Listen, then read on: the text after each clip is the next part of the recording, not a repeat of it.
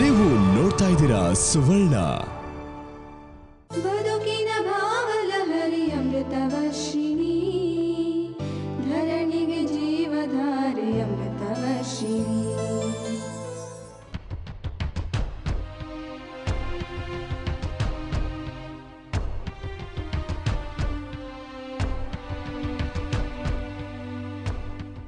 ಶಕುಂತಲ, ನಾನು ಹೀಗೆ ಹೇಳ್ತೀನಿ ಅಂತ ಬೇಜಾರು ಮಾಡ್ಕೋಬೇಡ.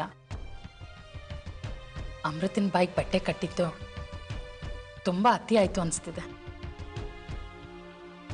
ತೀರೆ ವಿಷಯನ ಯಾರಿಗೂ ಹೇಳಿಕೊಡ್ತು ಅಂತ ನಾನು ಅಮೃತನಿಗೆ ವಾರ್ನ್ ಮಾಡಿದೆ.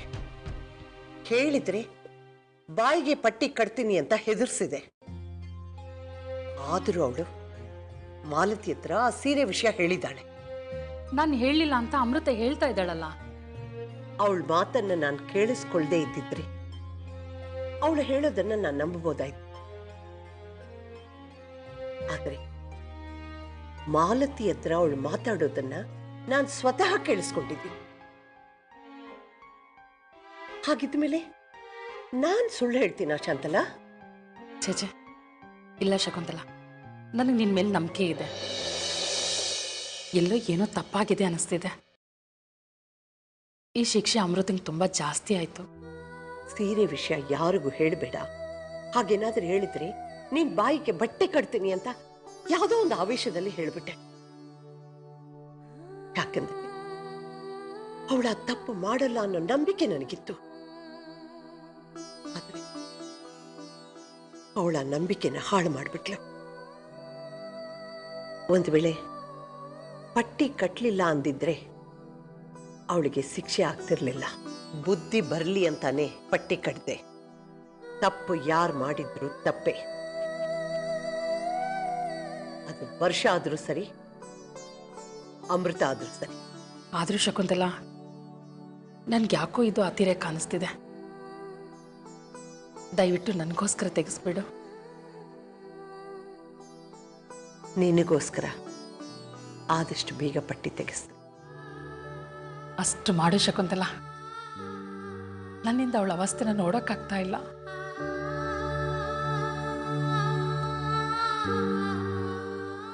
ಛೇ, ಅಮ್ಮ ಹೀಗೆ ಮಾಡ್ತಾರೆ ಅಂದ್ರೆ ನನಗೆ ನಂಬೋಕೆ ಆಗ್ತಿಲ್ಲ. ಮನೇಲಿ ಯಾರೂ ಇರ್ಲಿಲ್ವಾ? ನಾನು ಅತ್ತೆ ಇಬ್ರು ಇದ್ವಿ. ಆದ್ರೂ ಶಕುಂತಲಾ ಅತ್ತೆಗೆ ಹೇಗೆ ಎದುರೇಳೋದು? ಇಷ್ಟಕ್ಕೂ ಅಮೃತಂದು ತಪ್ಪಿತ್ತಲ್ಲ.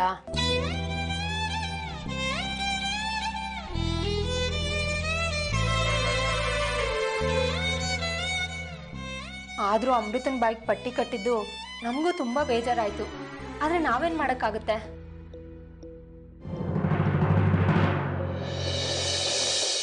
ನಂಗೆ ಅಮೃತನ ಈ ಸ್ಥಿತಿಲಿ ನೋಡೋಕ್ಕಾಗ್ತಿಲ್ಲ. ನಾನು ಬರ್ತೀನಿ ಬಾವಾ.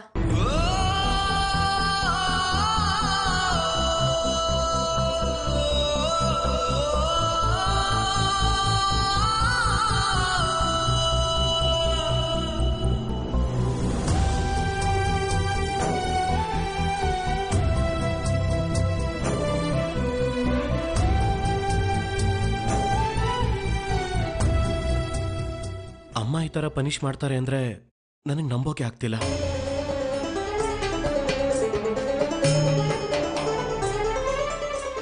ಇರು, ನಾನು ಹೋಗಿ ಮಾತಾಡ್ತೇನೆ.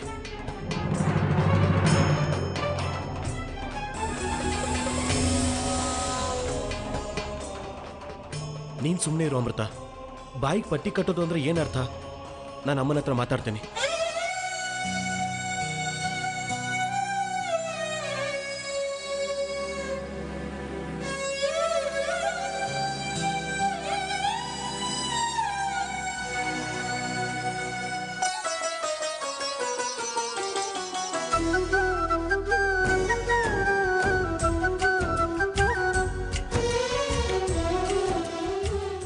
ಸರಿ, ಕೇಳಲ್ಲ ಬಿಡು. ನೀನು ಅಳೋದು ನಿಲ್ಸು.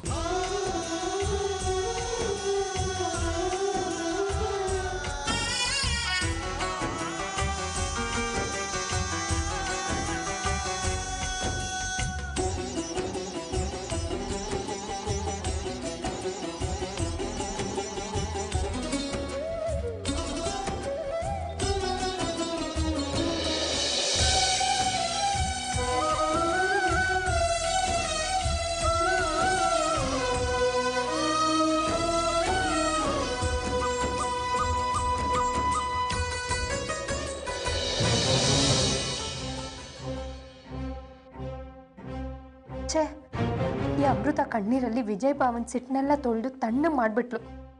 ವಿಜಯ್ ಭಾವಂಗೂ ಶಕುಂತಲಾ ಅತ್ತೆಗೂ ಮಾರಾಮಾರಿ ಶುರು ಆಗುತ್ತೆ ಅಂದ್ಕೊಂಡಿದ್ದೆ, ಎಲ್ಲ ಟುಸ್ ಆಗೋಯ್ತು.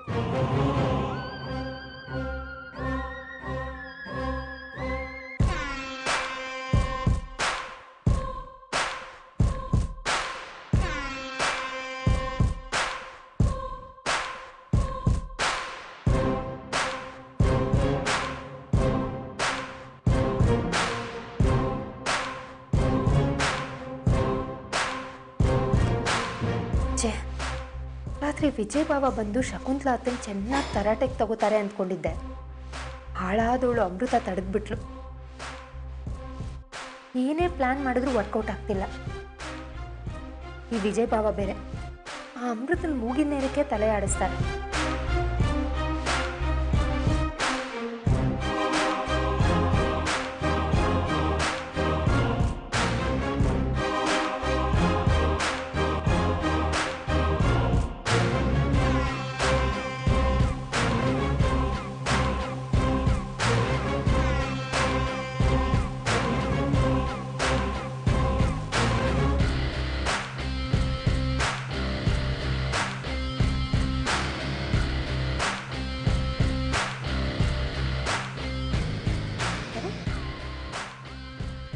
ಏನಿದು, ವಿಜಯ್ ಇಷ್ಟು ಬೇಗ ಮನೆಗೆ ಬಂದಿದ್ದಾನಲ್ಲ? ಹೌದತ್ತೆ, ಆಫೀಸಲ್ಲಿ ಗಾವಂಗೆ ಸಿಕ್ಕಾಪಟ್ಟೆ ಕೆಲಸ ಇರುತ್ತೆ. ಆದರೂ ಇಷ್ಟು ಬೇಗ ಬಂದಿದ್ದಾರೆ ಅಂದರೆ ಏನೋ ವಿಷಯ ಇರ್ಬೋದು.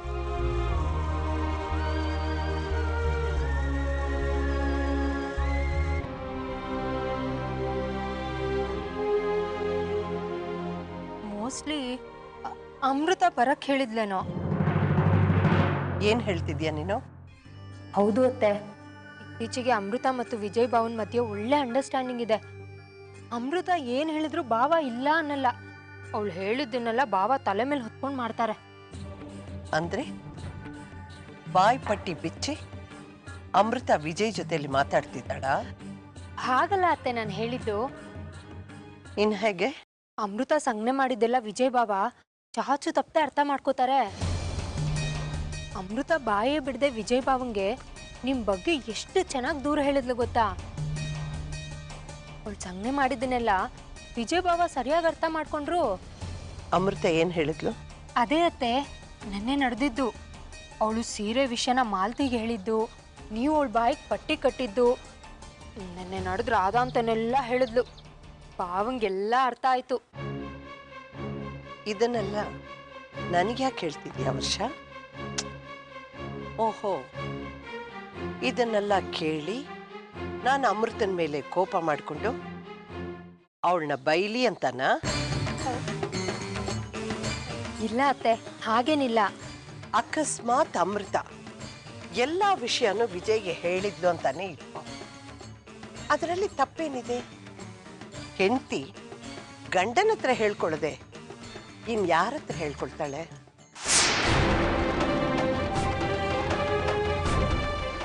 ನೋಡು ವರ್ಷ, ನನಗೂ ಅಮೃತನಿಗೂ ಇರೋ ಭಿನ್ನಾಭಿಪ್ರಾಯನ ಲಾಭ ತಗೊಂಡು ನಮ್ಮಿಬ್ಬರ ಮಧ್ಯೆ ತಂದಿಟ್ಟು ತಮಾಷೆ ನೋಡಬೇಕು ಅಂತ ಅಂದ್ಕೊಂಡಿದ್ರೆ ಅದನ್ನು ಮರ್ತು ಬಿಡು.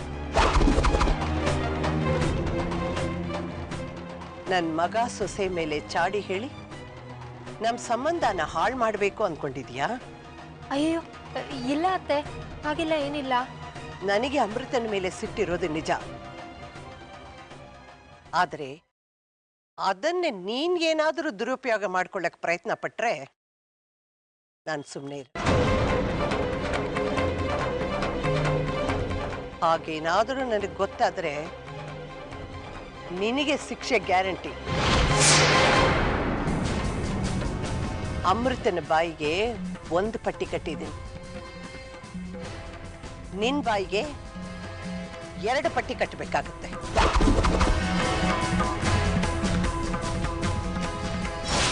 ಯಾಕೋ ಇತ್ತೀಚೆಗೆ ನಿನಗೆ ನಿಮ್ಮ ಅಮ್ಮನ ಗಾಳಿ ಬೀಸೋಕ್ ಶುರು ಆಗಿದೆ.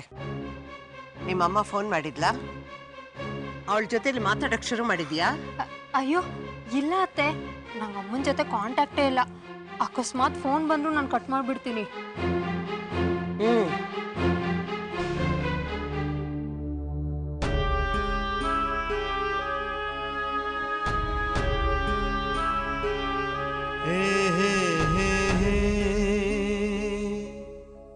ಮಗುವಿಗೆ ಚುಚ್ಚುಮದ್ದು ಕೊಡಿಸೋದಕ್ಕೆ ಅವ್ರ ಜೊತೆಯಲ್ಲಿ ಆಸ್ಪತ್ರೆಗೆ ಹೋಗಿ ಬರಲ ಅತ್ತೆ.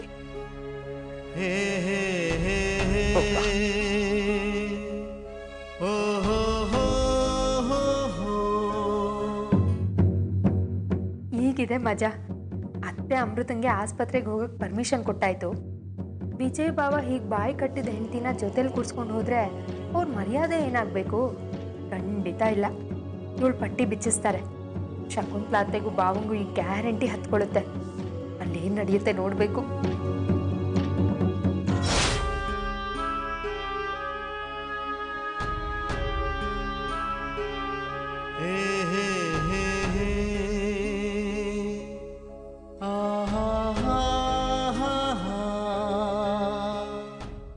ಅಮೃತ, ಅಮೂಲ್ಯಲ್ಲಿ? ಓ, ಅಮ್ಮನ ಜೊತೆ ಇದ್ದಾಳಾ?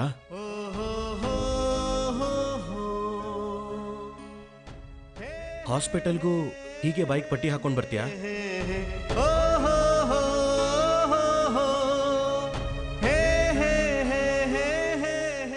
ಬಾವ ಇವಳನ್ನ ಈ ಅವತಾರದಲ್ಲಿ ಕರ್ಕೊಂಡು ಹೋಗ್ತಾರಾ? ಖಂಡಿತ ಇಲ್ಲ. ಈಗ ಆ ಪಟ್ಟಿನ ತೆಗಿಸ್ತಾರೆ. ಸರಿ, ನಾವು ಬರ್ತೀವಿ ಅಂತ ಡಾಕ್ಟರ್ಗೆ ಫೋನ್ ಮಾಡಿ ಹೇಳ್ತೀನಿ.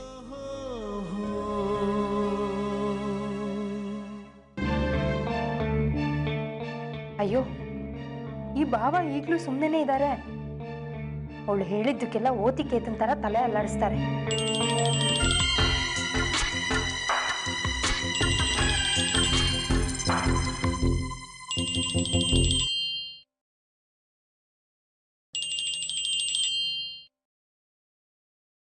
ನೀನು ಯಾಕಮ್ಮ ಫೋನ್ ಮಾಡಿದೆ?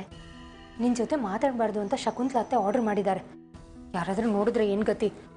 ನನ್ನೇ ಮನೆ ಬಿಟ್ಟು ಓಡಿಸ್ತಾರೆ ಅಷ್ಟೇ. ಯಾಕೆ ವರ್ಷ ಸಿಟ್ ಮಾಡ್ಕೋತಾ ಇದೀಯಾ? ಏನಾಯ್ತು? ಏನೂ ಆಗಲಿಲ್ಲ, ಎಲ್ಲ ಟುಸ್ ಅಂದೋಯ್ತು. ಏನೇ ಅದು ಟುಸ್ ಅಂದಿದ್ದು? ಶಕುಂತಲಾ ಅತ್ತೆ ಅಮೃತನ ಬಾಯಿಗೆ ಪಟ್ಟಿ ಕಟ್ಟಿದಾರಲ್ಲ, ಅದನ್ನ ನೋಡಿ ವಿಜಯ್ ಬಾವ ಶಕುಂತಲಾ ಅತ್ತೆನ ಚೆನ್ನಾಗಿ ಬೆಂಡೆತ್ತಿ ತರಾಟೆಗೆ ತಗೋತಾರೆ. ಅದನ್ನ ನೋಡಿ ಮಜಾ ತಗೋಬೇಕು ಅಂದ್ಕೊಂಡಿದ್ದೆ, ಆದ್ರೆ ಹಾಗಾಗ್ತಾನೆ ಇಲ್ಲ. ನನ್ನ ಪ್ಲಾನ್ ಎಲ್ಲ ಉಲ್ಟಾ ಆಗೋಯ್ತು. ಹೌದಾ? ಆ ವಿಜಯ್ಗೆ ಏನು ಅನಿಸ್ತಾನೆ ಇಲ್ವಂತ? ಅತ್ತೇನ್ ವಿಚಾರಿಸ್ತೀನಿ ಅಂತ ವಿಜಯ್ ಬಾಬಾ ಹೊರಟಿದ್ರು. ಆದ್ರೆ ಈ ಅಮೃತ ಅತ್ತು ಕರೆದು ಕಣ್ಣೀರ್ ಸುರಿಸಿ ಅವ್ರನ್ನ ತಡೆದ್ಬಿಟ್ಲು. ಈಗ ನೋಡಿದ್ರೆ ಬಾವ ಈ ಮೂತಿಗೆ ಬಟ್ಟೆ ಕಟ್ಕೊಂಡಿರೋ ಹೆಂಡತಿನೇ ಕರ್ಕೊಂಡು ಆಸ್ಪತ್ರೆಗೆ ಹೊರಟಿದ್ದಾರೆ. ಆಸ್ಪತ್ರೆಗ? ಈಗೇನಕ್ಕೆ ಆಸ್ಪತ್ರೆಗೆ? ಮಗುಗೆ ಇಂಜೆಕ್ಷನ್ ಹಾಕ್ಸೋಕೆ. ಸರಿ, ಮತ್ತೆ ನೀನು ಅವ್ರ ಜೊತೆ ಏನಾದ್ರೂ ನೆಪ ಮಾಡಿ ಆಸ್ಪತ್ರೆಗೆ ಬಾ. ನಾನು ಬರ್ತೀನಿ. ನಾವಲ್ಲೇ ಏನಾದ್ರೂ ಕಿರಿಕ್ ಮಾಡಿ ಮಜಾ ತಗೊಳ್ಳೋಣ. ಬದುಕಿನ ಭಾವಲಹರಿ ಅಮೃತವರ್ಷಿಣಿ.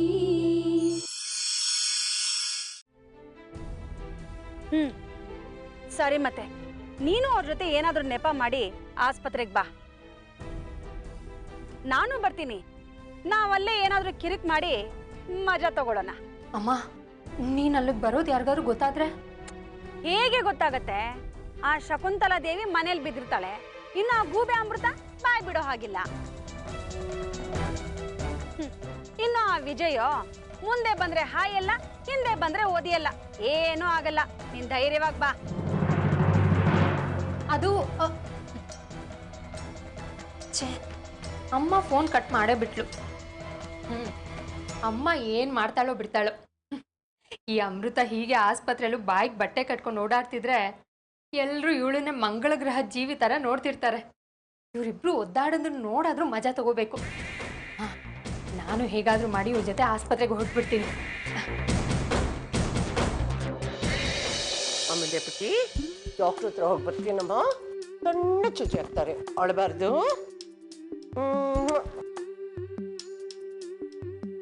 ಬಾವಾ, ನಾನು ಆಸ್ಪತ್ರೆಗೆ ಬರ್ತೀನಿ. ವರ್ಷ, ಇಲ್ಲಿ ಮಾಡೋ ಕೆಲಸ ಬಿಟ್ಬಿಟ್ಟು ನೀನ್ ಯಾಕೆ ಹಾಸ್ಪಿಟ್ಲಿಗೆ ಹೊರಟಿದ್ಯಾ? ಮುಂದೆ ಈ ಥರ ನನ್ನ ಮಕ್ಕಳಿಗೂ ಇಂಜೆಕ್ಷನ್ ಕೊಡಿಸ್ಬೇಕಲ್ವಾ ಅತ್ತೆ? ಈಗಲೇ ನೋಡ್ಕೊಂಡಿದ್ರೆ ಒಳ್ಳೇದು. ಹಾಂ, ಹಾಗೆ ಒಂದ್ಸರಿ ನನ್ನ ಡಾಕ್ಟ್ರನ್ನು ಕನ್ಸಲ್ಟ್ ಮಾಡಿ ಬರ್ತೀನಿ. ಹುಷಾರು, ಹೋದ್ಸಲ ಮಾಡಿದಂಗೆ ಬೇರೆ ಯಾವುದೋ ಮಗುನ ಎತ್ಕೊಂಡು ಬಂದ್ಬಿಟ್ಯಾ? ಇಲ್ಲ ಅತ್ತೆ.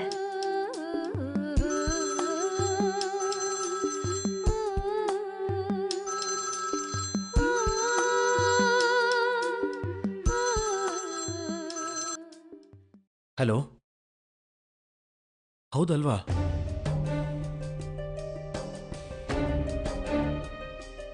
ನಾನು ಮರ್ತೇ ಬಿಟ್ಟಿದ್ದೆ. ಎಲ್ಲ ಅಸೆಂಬಲ್ ಆಗಿದ್ದಾರಾ?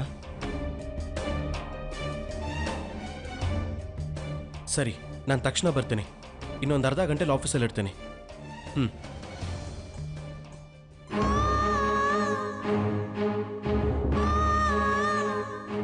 ವಿಜಯ್, ಯಾರ್ದಪ್ಪ ಫೋನು? ಅಮ್ಮ, ನಾನು ಮರ್ತೇ ಬಿಟ್ಟಿದ್ದೆ. ನನಗೆ ಅರ್ಜೆಂಟಾಗಿ ಆಫೀಸಲ್ಲಿ ಮೀಟಿಂಗ್ ಇದೆ. ಡಾಕ್ಟ್ರಿಗೆ ಫೋನ್ ಮಾಡಿ ನಾಳೆ ಅಪಾಯಿಂಟ್ಮೆಂಟ್ ತಗೋತೀನಿ.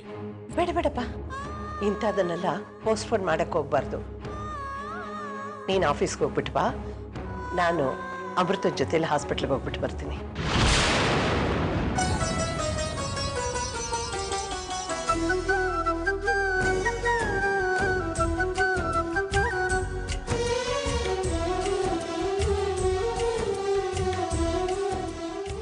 ವರ್ಷ, ಮಗುನ್ ಕೊಡು.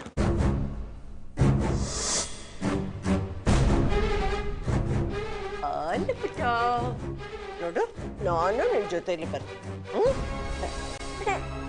ಯಾಕಪ್ಪ ಹಾಗಿದ್ಯಾ? ಏನಿಲ್ಲಮ್ಮ, ನಾರ್ಮಲಾಗೇ ಇದ್ದೀನಿ. ನೀನು ಹೋಗ್ಬಿಟ್ಟು ಪಾಪ. ಆಯ್ತಮ್ಮ, ಬರ್ತೀನಿ.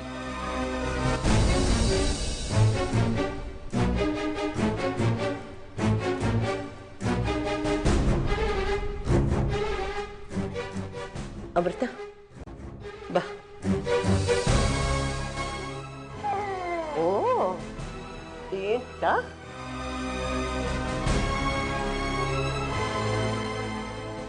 ಅಯ್ಯಯ್ಯೋ, ಶಕುಂತಲಾ ಅತ್ತೆನೋ ಆಸ್ಪತ್ರೆಗೆ ಹೊರಟ್ಬಿಟ್ಟಿದ್ದಾರೆ.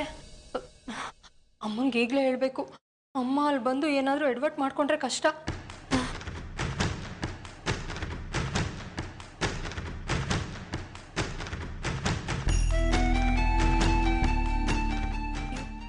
ಅಮ್ಮನ ಮೊಬೈಲ್ ಬೇರೆ ಸ್ವಿಚ್ ಆಫ್ ಅಂತ ಬರ್ತಿದೆ. ಅಕಸ್ಮಾತ್ ಅಮ್ಮ ಅಲ್ಲಿ ಬಂದು ನನ್ನ ಮಾತಾಡ್ಸಿದ್ರೆ ಶಕುಂತಲಾ ಅತ್ತೆ ನನ್ನ ಮುಖಕ್ಕೆ ದೊಡ್ಡ ಬ್ಯಾನರ್ ಕಟ್ಬಿಡ್ತಾರೆ. ಅಯ್ಯೋ, ಏನು ಮಾಡೋದೀಗ? ಬದುಕಿನ ಭಾವಲಹರಿ ಅಮೃತವರ್ಷಿಣಿ.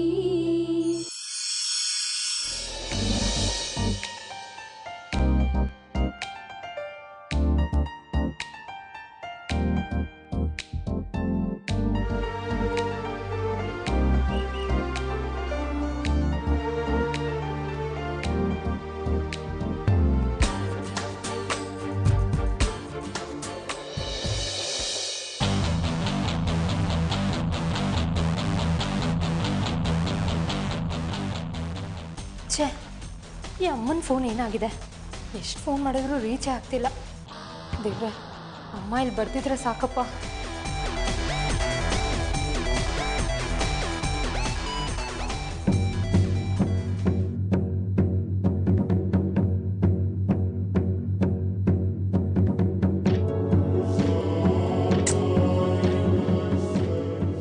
ವರ್ಷ ಈ ಆಸ್ಪತ್ರೆಗೆ ಬರ್ತಿದ್ದೀವಿ ಅಂದ್ಲು.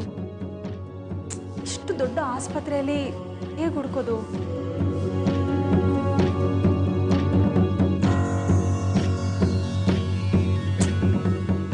ಛೇ, ಫೋನ್ ಕೂಡ ಹೋಗ್ತಿಲ್ಲ.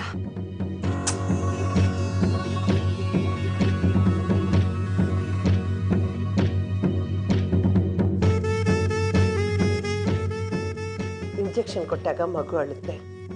ಗಾಬರಿ ಆಗ್ಬಿಟ್ಟು ನೀನು ಅಳಕ್ಕೆ ಹೋಗ್ಬೇಡ. ಸ್ವಲ್ಪ ಹೊತ್ತು ನೋವಿರುತ್ತೆ, ಆಮೇಲೆ ಎಲ್ಲ ಸರಿಯಾಗುತ್ತೆ. ವರ್ಷ, ಏನು ಹುಡುಕ್ತಾ ಇದೆಯಾ? ಏನೂ ಇಲ್ಲ ಅತ್ತೆ, ನಮ್ಮ ಡಾಕ್ಟ್ರಲ್ಲಿ ಎಲ್ಲಾದರೂ ಇದ್ದಾರಾ ಅಂತ ನೋಡ್ತಾ ಇದ್ದೀನಿ. ಮೊದಲು ಮಗುಗೆ ಇಂಜೆಕ್ಷನ್ ಕೊಡ್ಸೋಣ, ಆಮೇಲೆ ನಿನ್ನ ಡಾಕ್ಟರ್ ನೋಡೋಣ ಬಾ.